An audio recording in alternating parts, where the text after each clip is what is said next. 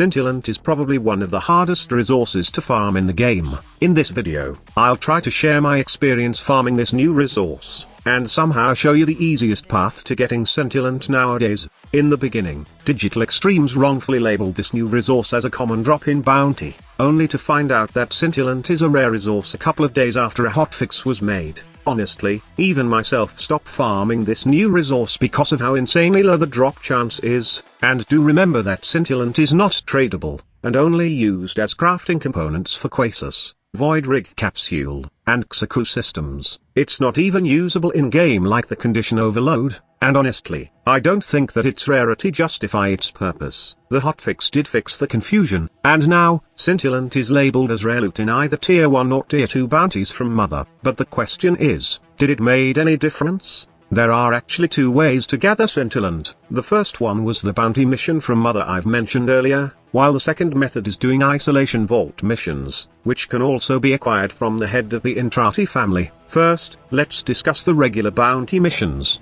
Honestly, farming Scintillant while doing the Tier 1 bounty was a terrible idea in my case. Scintillant is only rewarded at the final stage of each bounty, and it has a mere 8.33% drop chance, compared to the other loot in the drop table which has 30+% of drop chance. In my case, I always end up getting Endo or Lith relics most of the time while doing this bounty mission, and it's not that fun at all since I have to complete all the objectives which took some time to finish even if I'm using Mesa. The best way of farming Scintillant in my opinion, is either doing the Isolation Vaults, or doing the Stage 1 of the Tier 2 bounty repetitively. The Isolation Vaults are more suited for those who are farming Necramuk, and other stuff while looking for Scintillant, while the other method is great for those who only need this new resource for crafting. The Tier 2 bounty mission, or the one which has level 15 to 25 enemies is one of the best methods, and I can say the fastest way to farm Scintillant right now. This new resource is common in this bounty, and it has a drop chance of 18.42%, which is better compared to the Tier 1 bounty. The best part is, you only need to finish Stage 1 of Tier 2 bounty, then go back to Necrolisk and choose the bounty again. It's a rinse-and-repeat method until you have acquired the maximum amount of Scintillant you want. However, this method is irritating sometimes. Your biggest enemy on this method is that big door on Necrolisk. Some players tend to have slow loading time when going back and forth to Necrolisk,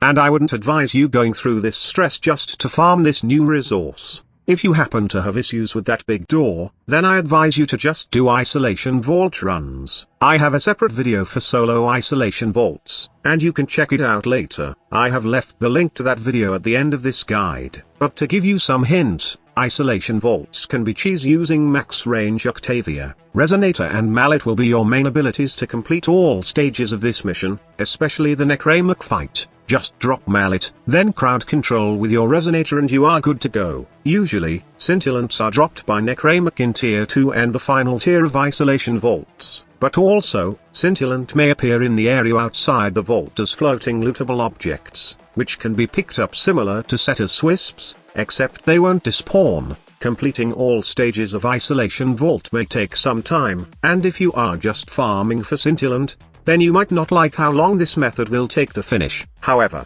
if your goal is to farm the Isolation Vault for Necramuks, and other resources for crafting Heart of Deimos stuff, and also getting Void Traces and Ayrton Stars in the process, then this is the method suited for you.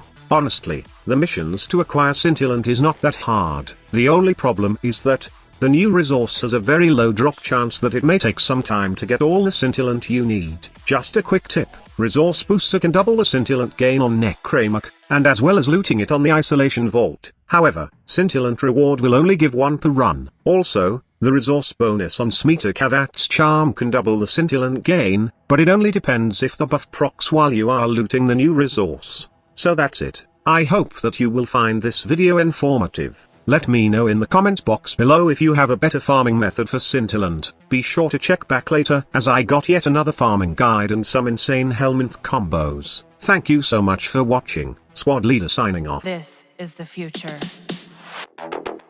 Human error.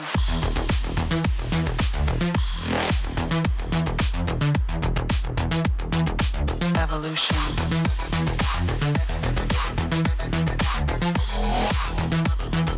This is the future.